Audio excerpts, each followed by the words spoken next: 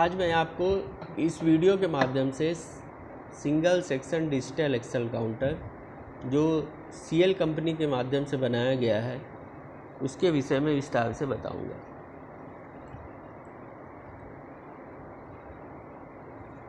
Single section digital axle counter को हम लोग प्लेन ट्रैक जहाँ पर पॉइंट जोन ना हो वहाँ पर लगा सकते हैं। किसी कन्वेंशनल प्लेन ट्रैक के ड्यूल डिटेक्शन में लगा सकते हैं, मतलब कन्वेंशनल ट्रैक भी काम करेगा। उसके साथ ही साथ पैरेलल में हम SHDAC को लगा देंगे।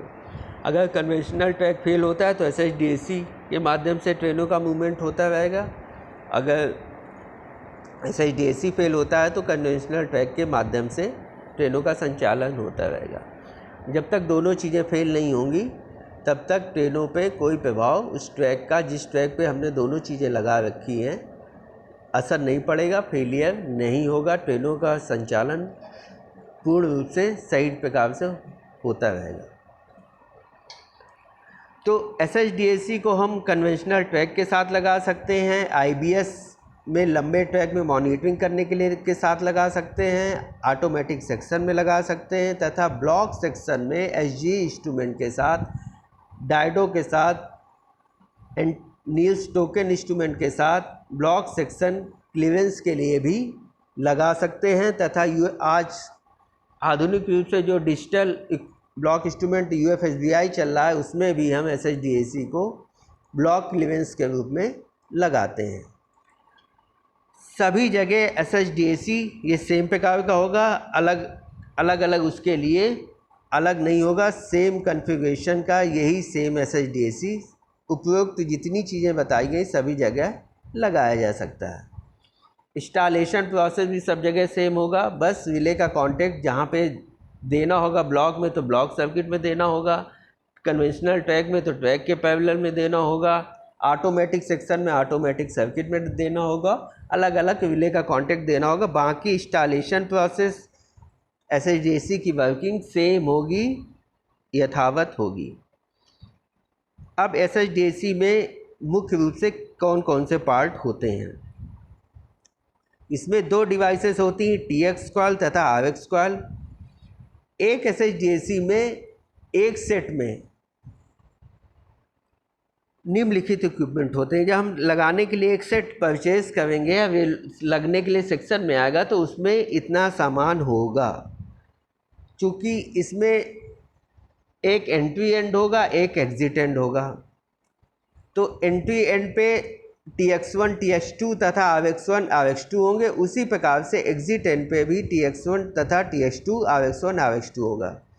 इसमें क्या, इसको इस प्रकार से डिज़ाइन किया गया है कि TX1 TX2 आपस में जुड़ी हुई होती हैं, दोनों कॉइल इनबिल्ट होती हैं, कंपनी से ही जुड़ी हुई इनबिल्ट मिलती हैं, तथा RX1 RX2 भी इनबिल्ट होती हैं। तो इसलिए उसको हम एक काउंट करते हैं। दोनों आपस में जुड़ी हुई होने पे एक सेट काउंट होगा, एक काउंट होगा। दोनों TX1 TX2 मिला के तथा RX1 RX2 मिला के एक काउंट होगा। तो एक हमें चाहिए होगा एंट्री पे और एक ही चाहिए होगा हमको एग्जिट पे।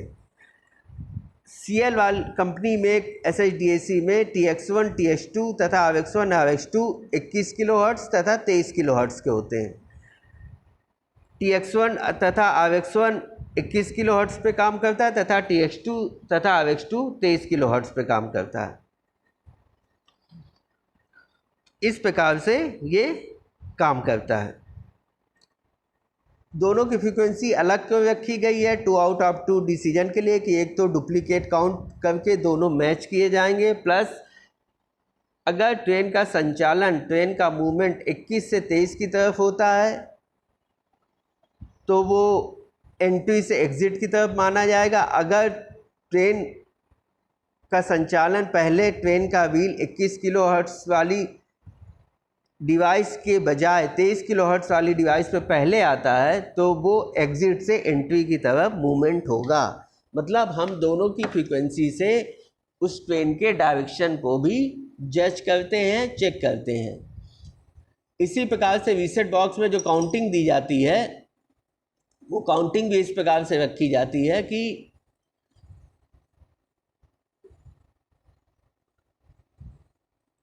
अगर ट्रेन का संचालन एंट्री से एग्ज़िट की तरफ होगा तो उसमें नंबर ऑफ़ व्हील्स बढ़ेंगे, अगर एग्ज़िट से एंट्री की तरफ होगा तो उसमें नंबर ऑफ़ व्हील्स घटेंगे।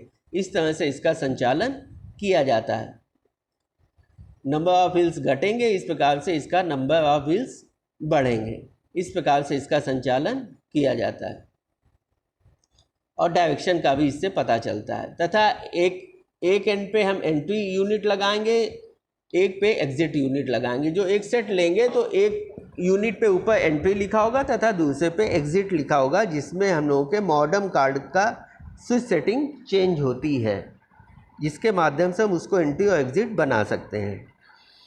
इसके अलावा यूनिट के अलावा दो वाइटल रिले बॉक्स होंगे, एक एंट्री एंड पे लगेगा, एक एग्जिट एंड पे लगेगा। अगर किसी ट्रैक के साथ हम उसको ड्यूल डिटेक्शन में लगा रहे हैं तो एक ही रीसेट बॉक्स की आवश्यकता है। अगर उसको किसी स्टेशन पे लगा रहे हैं, ब्लॉक सेक्शन में लगा रहे हैं, किसी ब्लॉक इंस्ट्रूमेंट के साथ लगा रहे हैं तो उसके साथ हमें दोनों स्टेशनों पे सेपरेट या इंडिपेंडेंट रीसेट बॉक्स की आवश्यकता होगी। इस प्रकार से उसको हम डिज़ाइन करते हैं। अब अदर सपोर्टिव इक्विपमेंट और क्या क्या चाहिए अगर हम कोई इंस्टॉलेशन करना है SHDAC का, तो अगर हमें IPS से 24 वोल्ट की सप्लाई सेपरेट मॉड्यूल से मिल जाती है तो हमें ये पहला वाला नंबर आइटम नहीं चाहिए, जो कि बैटरी चार्जर है। कन्वेंशनल चार्जर के माध्यम से हमें चलाना है तो पहले वाले मॉड्यूल उसको हमें वो सिस्टम में नहीं चाहिए। क्वाड केबल एक पेयर चाहिए, ब्लॉक सेक्शन में भी है तो मॉडम के लिए एक पेयर चाहिए। लोकेशन बॉक्स जिसमें हम साइड पे लगाएंगे उसको वो फुल बॉक्स चाहिए, फुल बॉक्स होना चाहिए, जिसके अंदर SHDAC यूनिट लगाएंगे, नीचे आगे टर्मिनल लगा के उसको वो करेंगे। ये सारी चीज़ें हम उसको पूरा करेंगे।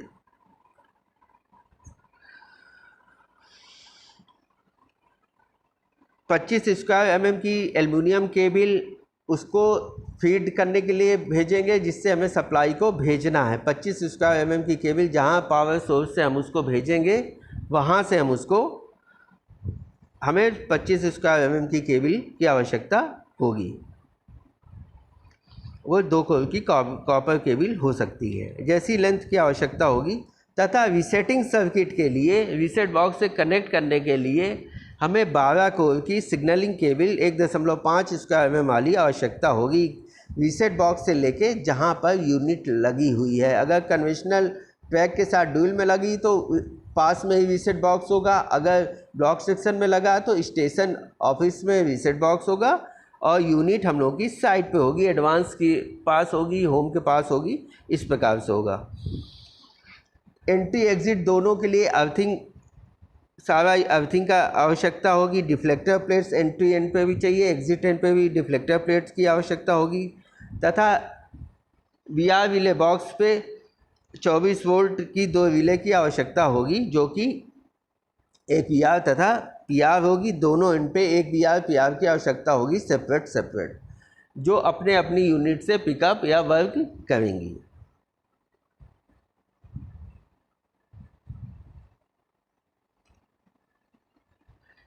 इसमें डिवाइस लगाने के एक्सेल डिटेक्टर्स किस प्रकार से लगाएंगे वो दिखाया गया है।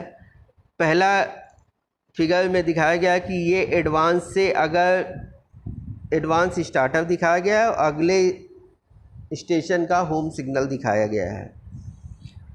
इसमें एडवांस स्टार्टअप से लगभग 13 मीटर पे डिवाइस लगाएंगे सिग्नल रिप्लेसमेंट ट्रैक के साथ। जैसे डिवाइस पे इंटर होगी ट्रेन, वैसे ही सिग्नल ऑटोमेटिक डेंजर हो जाना चाहिए, लाल हो जाना चाहिए, ऑटोमेटिक अपने आप स्वतः लाल हो जाना चाहिए।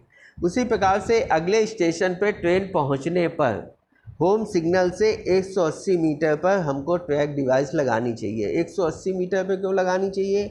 क्योंकि ब्लॉक ओवरलैप 180 मीटर होता है। 180 मीटर पे डिवाइस लगाने का ये फ़ायदा है कि जैसे ही ये डिवाइस से ट्रेन पूरी निकल जाएगी, क्लियर हो जाएगा, तो उसी के साथ साथ ब्लॉक ओवरलैप भी क्लियर हो जाएगा और हम लोगों का ब्लॉक इंस्ट्रूमेंट नॉर्मल होकर अगली गाड़ी को लाइन क्लियर देने की फैसिलिटी हम लोग ऑपरेटिंग स्टाफ को दे सकते हैं। इसलिए हम लोग होम सिग्नल से 180 मीटर पे ही SHDAC या BPAC में एक्सेल काउंटर की डिवाइस को लगाते हैं।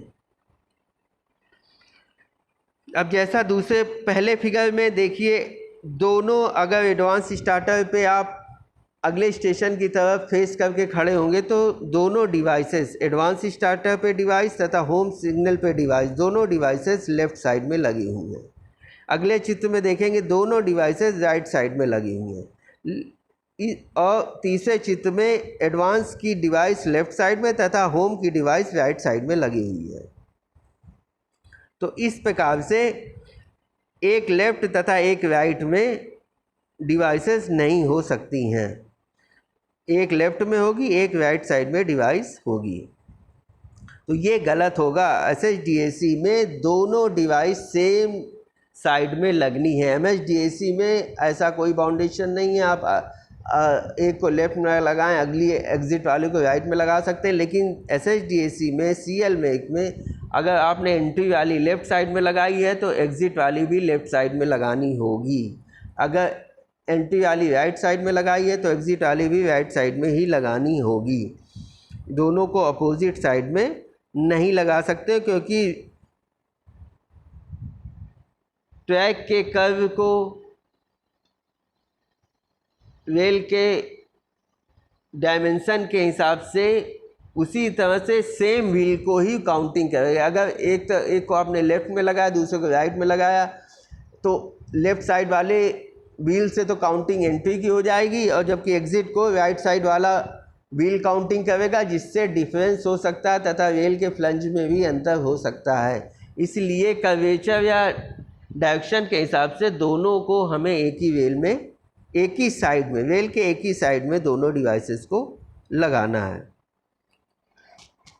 डिवाइस लगाने के लिए मार्किंग जिग का उपयोग किया जाता है। मार्किंग जिग मतलब जिसको रख के हमें सेंटर ऑफ ट्रैक से दोनों होल करने होते हैं, दोनों होल किए जाते हैं। इस प्रकार से हम उसमें होल करके 60 kg, 52 kg तथा 90 R के जिग को होल करके हम उसको बनाते हैं, और उसको हम उस प्रकार से होल कर लेते हैं। इस प्रकार से हम होल करके डायमेंशन करके होल करेंगे, फिर उसमें दोनों TX तथा RX डिवाइसेस को हम बांधते हैं। उसके लिए एक मार्किंग जिग कंपनी द्वारा प्रोवाइड की जाती है, जिसको सेंटर पे रख के होल करके हम डिवाइसेस को लगाते हैं।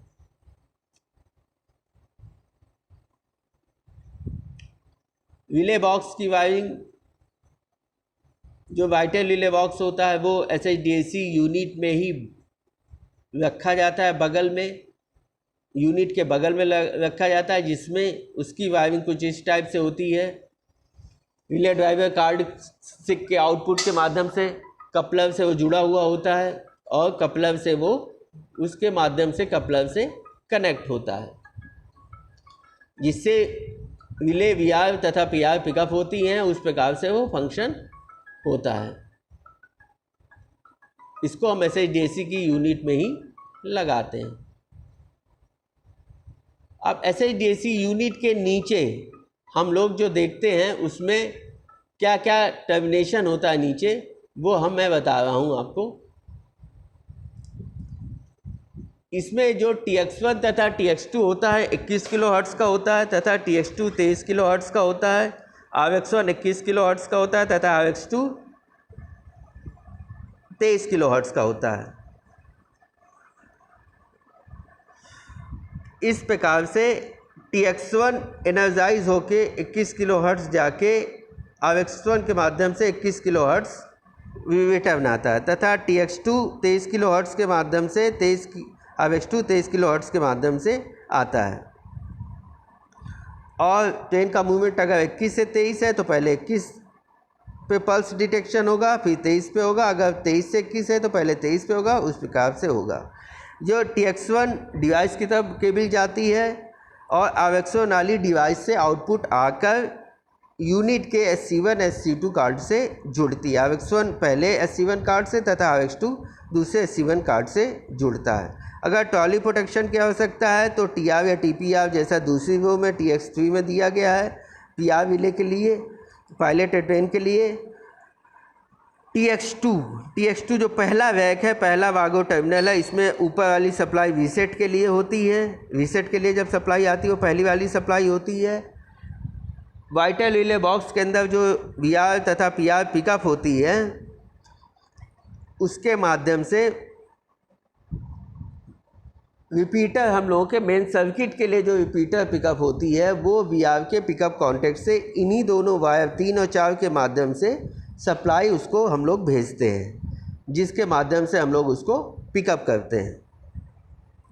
तथा मॉडम, दोनों मॉडम को लिए सप्लाई, मॉडम दोनों आपस में कम्युनिकेट करते हैं एंट्री और एग्ज़िट का। उसके लिए जो सप्लाई होती है वो नीचे से जुड़ी होती है, जो कि क्वाड केबल पे काम करता है।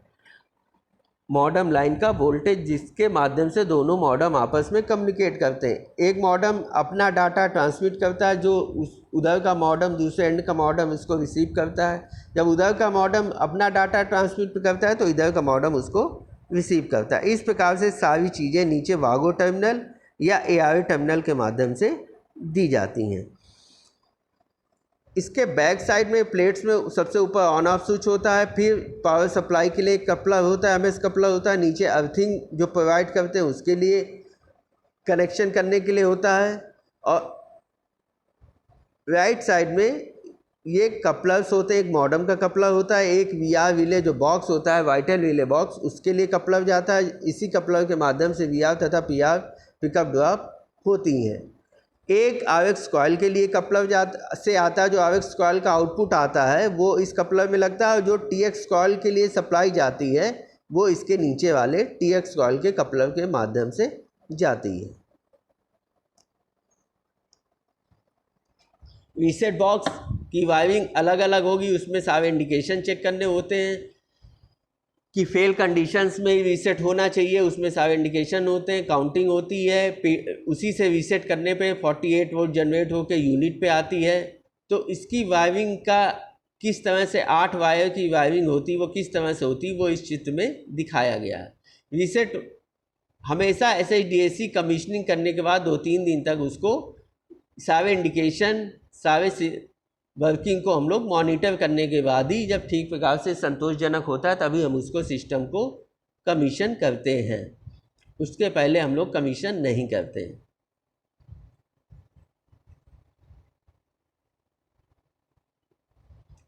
पावर सप्लाई के लिए जैसे मैंने पहले बताया, अगर IPS से सप्लाई दे रखा है तो उसके लिए 24 वोल्ट 3 एम्पियर का 5 एम्पियर तक का मॉड्यूल बड़े आसानी से मिल जाता है। लेकिन अगर हम उसके अलावा हमें बैटरी चार्जर से करना है तो 24 वोल्ट कम से कम 40 एच की बैटरी उसके लिए आवश्यक है। अगर आजकल के उसमें IPS से हमेशा पावर सप्लाई मिल जाती है, इसलिए इस प्रकार की कोई समस्या नहीं आती। यूनिट लगाने के बाद, डिवाइसेस को जिग से मार्किंग करने के बाद, कनेक्शन करने के बाद, रीसेट बॉक्स की वायरिंग करने के बाद, वाइटल रिले बॉक्स बगल में लगाकर उसके कपलर से सारे कपलर टाइट करने के बाद, अर्थिंग कनेक्शन करने के बाद हम उसको चेकलिस्ट से एक एक चीज़ को चेक करते हैं। जो VR तथा PR के रिपीटर रिले हट या स्टेशन पे लगाते हैं, उन पे वोल्टेज चेक करते हैं कि सिस्टम नॉर्मल होने पे उन पे कितना वोल्टेज पहुंचता है VPR पे, तथा सिस्टम रीसेट होने पे PPR पे कितना वोल्टेज पहुंचता है। रिले के कनेक्शन तथा डन प्रॉपरली हैं या नहीं है ये देखते हैं। फ्यूज प्रॉपर रेटिंग के लगे हैं कि नहीं लगे ये देखते हैं। रीसेट बॉक्स इस बार मैनुअल के हिसाब से लगाया गया है कि नहीं लगाया गया ये देखते हैं। रीसेट बॉक्स इस फिक्स, ठीक प्रकार से फिक्स है कि नहीं है ये देखते हैं। ये सारी चीज़ें देखते हैं। रीसेट बॉक्स वुडन प्लैंक से कसा हुआ होना चाहिए ताकि उसमें कोई किसी प्रकार का कोई मूवमेंट नहीं होना चाहिए। रीसेट बॉक्स में अर्थिंग प्रॉपर रूप से होनी चाहिए। रीसेट बॉक्स में सारे इंडिकेशन, क्लियर का, प्रिपेटरी का, ऑक्यूपाइड का इंडिकेशन ठीक प्रकार से होना चाहिए। जब SHDAC सारा इंस्टॉल करने के बाद उसको हम कमीशनिंग के लिए चेक करते हैं तो सभी कुछ चेक करना चाहिए कमीशनिंग के पहले। सारी ट्रैक डिवाइसेस ठीक प्रकार से लगी हुई हैं, टाइट हैं। SHDAC यूनिट में सारे इंडिकेशन प्रॉपर जल रहे हैं या नहीं लग रहे हैं। इवेंट लॉगर कार्ड जो कार्ड नंबर 5 होता है, उसमें अगर हम अपने PC के माध्यम से, लैपटॉप के माध्यम से कंपनी का सॉफ्टवेयर डाल के इवेंट्स को भी, रिकॉर्डेड इवेंट्स को भी चेक कर सकते हैं। जो उसमें अभी तक जितने मूवमेंट हुए होंगे इंस्टॉलेशन के बाद, वो सारे मूवमेंट सारे इवेंट्स इसने रिकॉर्ड किए होंगे और वो सॉफ्टवेयर के माध्यम से कार्ड नंबर 5 में कनेक्ट करके लैपटॉप को हम देख सकते हैं। 4 से 5 दिन तक हमें सिस्टम को इस प्रकार से देखना चाहिए। ये SHDAC का ब्लॉक डायग्राम है। इसमें बिल्कुल स्पष्ट रूप से दिखाया गया जैसे कि साइड पर एंट्री पर 2 डिवाइसेस लगी होंगी, TX1 TX2, RX1 RX2। उसी प्रकार से एग्जिट पे भी 2 डिवाइसेस लगी होंगी, TX1 TX2 RX1 RX2। तो TX1 और TX2 और RX1 RX2 दोनों आपस में इनबिल्ट होती हैं, लेकिन TX1 RX1 21 किलोहर्ट्ज़ पे काम करेगा तथा TX2 तथा RX2 23 किलोहर्ट्ज़ पे काम करेगा। तो TX1 RX1 जो है SC1 से ही TX1 को इनपुट जाएगा तथा RX1 का आउटपुट SC1 कार्ड को आएगा। उसी प्रकार से TX2 को इनपुट SC2 कार्ड से जाएगा तथा RX2 का आउटपुट SC2 कार्ड को आएगा। इसके बाद SC1 SC2 कार्ड नंबर 1 2 होते हैं। कार्ड नंबर 3 4 MLB 1 MLB 2 हो गया। कार्ड नंबर 5 हो गया इवेंट लॉगर। कार्ड नंबर 6 हो गया मॉडम, जो दोनों इवेंट एंट्री और एग्जिट के मॉडम आपस में जुड़े होते हैं। कार्ड नंबर 7 हो गया रिले ड्राइवर कार्ड तथा कार्ड नंबर 8 हो गया DC DC कन्वर्टर। तो इस प्रकार से ये सारे वर्क करते हैं। अब TX1 और RX1 SC1 कार्ड से जुड़े होंगे, फंक्शन करेंगे। SC2 कार्ड TX2 RX2 से जुड़े होंगे। दोनों अपना SC1 SC2 individual data event MLB card को देंगे। MLB मतलब micro logic board. MLB card में एरर का भी इंडिकेशन आता है। 8 LED लगी होती, ऊपर की 4 अलग डिस्प्ले करती, नीचे की 4 LED अलग डिस्प्ले करती हैं। उनके डिस्प्ले के हिसाब से काउंटिंग करके एरर की पोजीशन हम लोग डिसाइड कर सकते हैं कि कौन से नंबर की सिस्टम में फेलियर के समय एरर है। अगर सिस्टम नॉर्मल चल रहा है, कोई एरर नहीं है, तो ये सारी एलईडियाँ बंद होगी, कोई इंडिकेशन नहीं होगा, ब्लैंक LED होगी।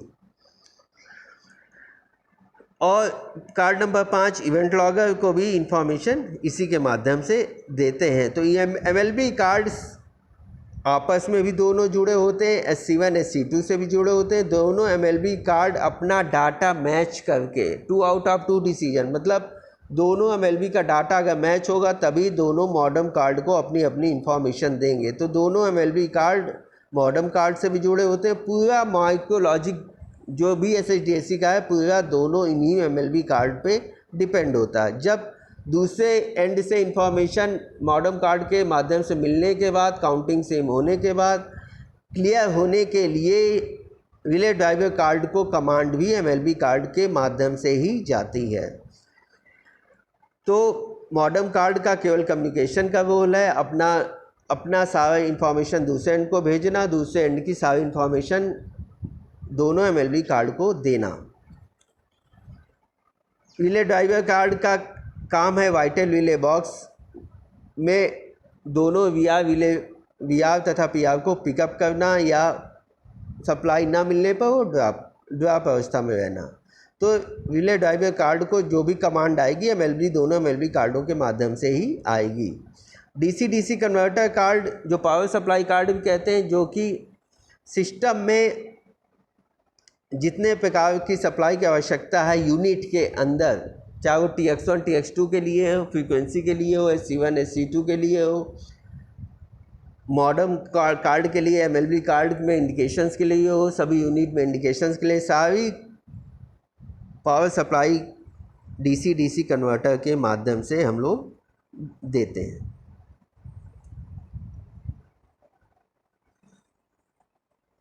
ये पल्स से पर दिया गया है कि जब डिवाइस लगी होगी TX1 और TX2 पे उसका मूवमेंट किस प्रकार से होगा, ये हम लोग उसमें देखते हैं। अगर RX1 से RX2 की तरफ ट्रेन का संचालन हो रहा है तो पहले RX1 में इस प्रकार से पल्स कटेगी, फिर RX2 में कटेगी। लेकिन अगर वही RX2 से मतलब अगर ट्रेन का संचालन एंट्री से एग्ज़िट की तरफ हो रहा है तो RX1 से RX2 की तरफ होगा। अगर ट्रेन का संचालन RX2 से RX1 की तरफ हो रहा है तो उसका संचालन दूसरी तरफ से उस प्रकार से होगा। इसमें उसी प्रकार की पल्स को दिखाया गया है कि किस प्रकार से उसका संचालन होगा। इसमें ये मैग्नेटिक फ्लक्स को दिखाया गया है कि ऊपर जब कोई ट्रेन का संचालन नहीं होगा तो मैग्नेटिक फ्लक्स इस प्रकार से फ्लंज के ऊपर से फ्लो हो रहा है, जनरेट हो रहा है, डेवलप हो रहा है। लेकिन जैसे ही उसका व्हील इसके ऊपर से निकलता है, आता है ट्रेन का व्हील, तो ये फ्लक्स कट के नीचे θ2 के माध्यम से नीचे RX कॉइल की तरफ डाइवर्ट हो जाता है। लेफ़्ट साइड में TX कॉइल है, ट्रांसमीटर है, तथा राइट साइड में रिसीवर को शो किया गया है। इसमें कार्डों को दिखाया गया है। यूनिट में कार्डों इस प्रकार से होंगे 8 कार्ड।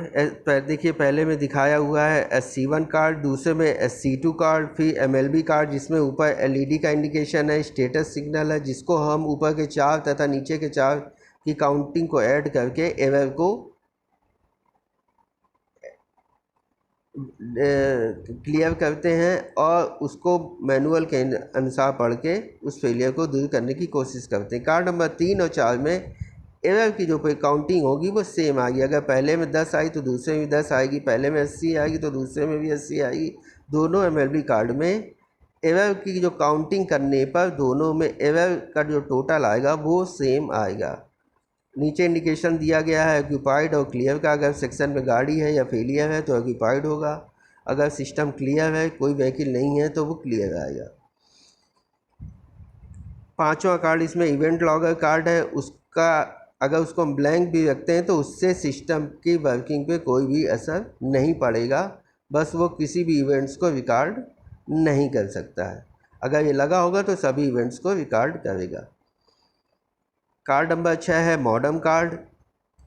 इसमें जब मॉडम कार्ड डाटा दूसरे मॉडम को ट्रांसमिट करेगा तो TX जलेगा, जब दूसरे एंड से डाटा रिसीव करेगा तो रिसीवर जलेगा। जब सिस्टम को हम ऑन ऑफ करेंगे, ऑन करने पर कुछ समय के लिए मोड जलेगा, फिर उसके बाद ये ब्लैंक हो जाएगा। CD फॉर कैरियर डाटा, जब भी डाटा कैरियर होगा तब ये फ्लैशिंग करेगा, ब्लिंक करेगा।